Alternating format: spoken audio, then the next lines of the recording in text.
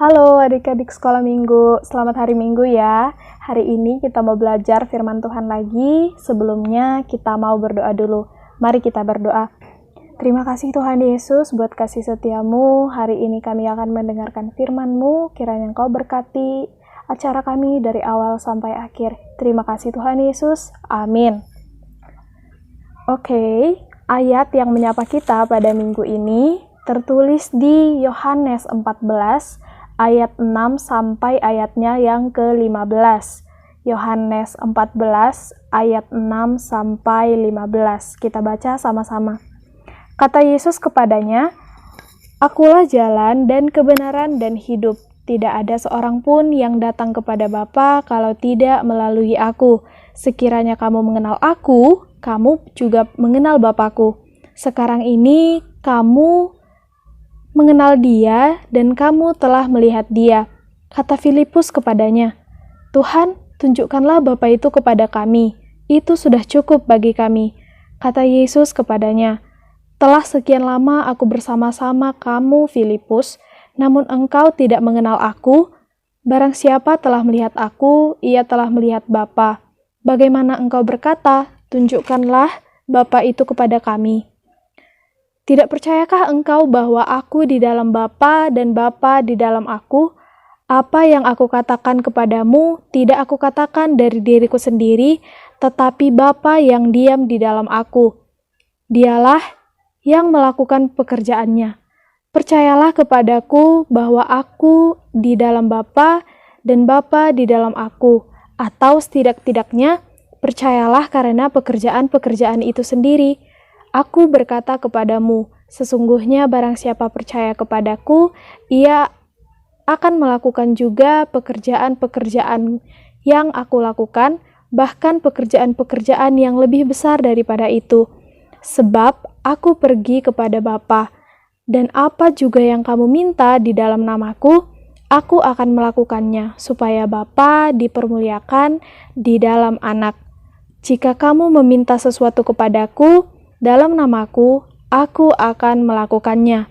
Jikalau kamu mengasihi aku, kamu akan menuruti segala perintahku."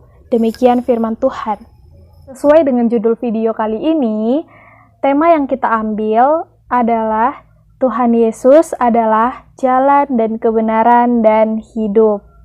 Kakak mau nanya dulu nih sama kalian sebelum kita lanjut ya. Apakah kalian pernah tersesat? Misal, waktu kecil kalian dibawa ke tempat ramai, seperti mall atau tempat hiburan lain, dan kalian gak sengaja nih terlepas dari tangan orang tua kalian atau dari pandangan orang tua. Terus, apa yang kalian lakukan ketika kalian tersesat atau gimana perasaan kalian? Di sini kakak ada cerita tentang seseorang yang tersesat namanya Rahel Ward dari Inggris. Dia berlibur ke Prancis bersama teman-temannya. Suatu ketika mereka sedang jalan-jalan ke sebuah hutan yang ada di Prancis. Nah, ternyata si Rahel Ward ini terpisah dari teman-temannya dan akhirnya dia itu tergelincir ke sungai dan sampai meninggal. Berjam-jam kemudian temannya baru ngecek bahwa mereka nggak sama-sama Rahel lagi. Nah, di sini poin yang mau kita tangkap adalah betapa bahayanya kondisi tersesat itu, ya kan adik-adik? Terus, apa sih hubungan cerita tersesat ini dengan ayat yang kita baca tadi? Jadi adik-adik, untuk tiba di satu tempat dengan selamat, kita tuh harus tahu jalan yang benar. Kadangkala banyak orang yang pura-pura tahu tentang jalan yang kita tuju itu di mana, padahal dia sendiri belum pernah ke situ. Dia sendiri nggak tahu jalan itu, gitu kan. Itulah yang sedang disampaikan oleh Tuhan Yesus saat dia berkata, "Akulah jalan dan kebenaran dan hidup. Tidak ada seorang pun yang datang kepada Bapa kalau tidak melalui aku." Itu tadi ada di ayat 6. Nah, perkataan ini tepat karena Tuhan Yesus datang dari surga ke dunia. Artinya, dia tahu bagaimana jalan dari surga dan bagaimana menuju surga. Benar kan? Terus, surga merupakan tempat di mana Allah yang kudus dan hidup kekal berada. Kudus artinya gak kotor oleh dosa, oleh kejahatan dan tindakan buruk.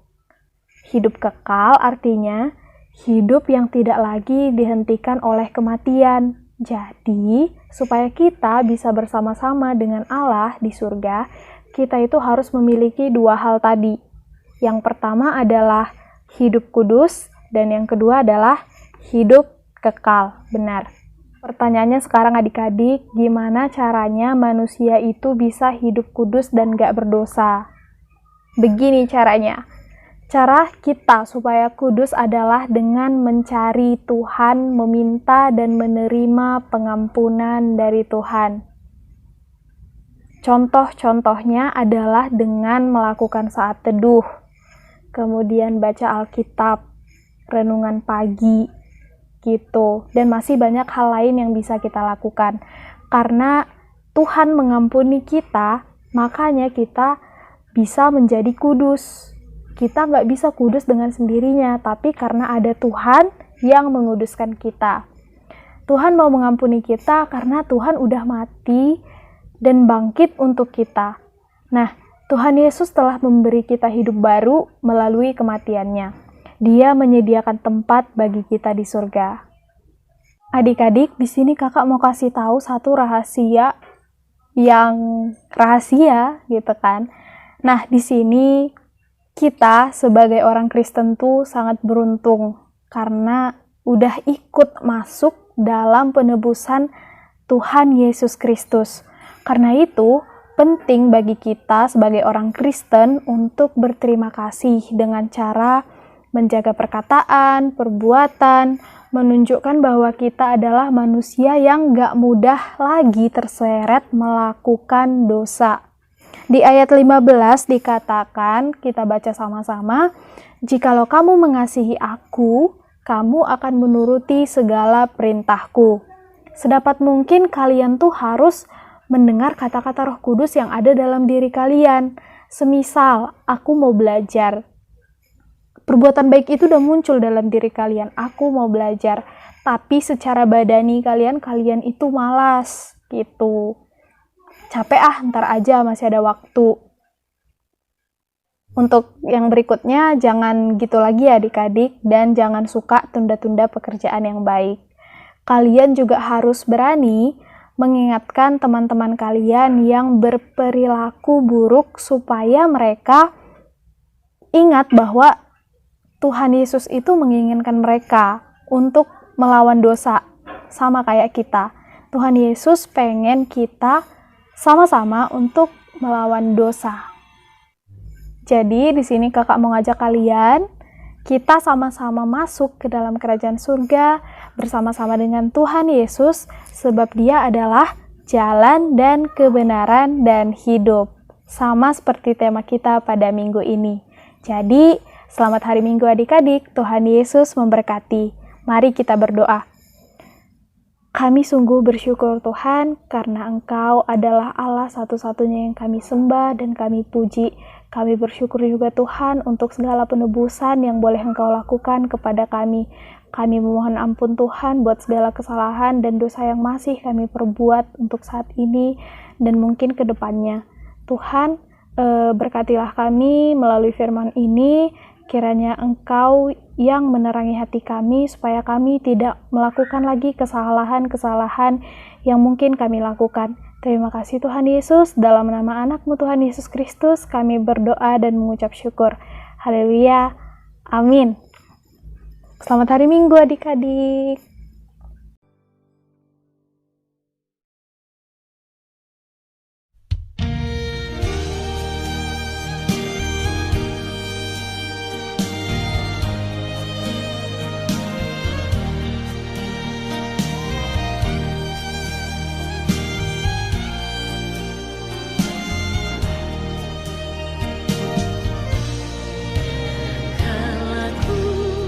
Cari damai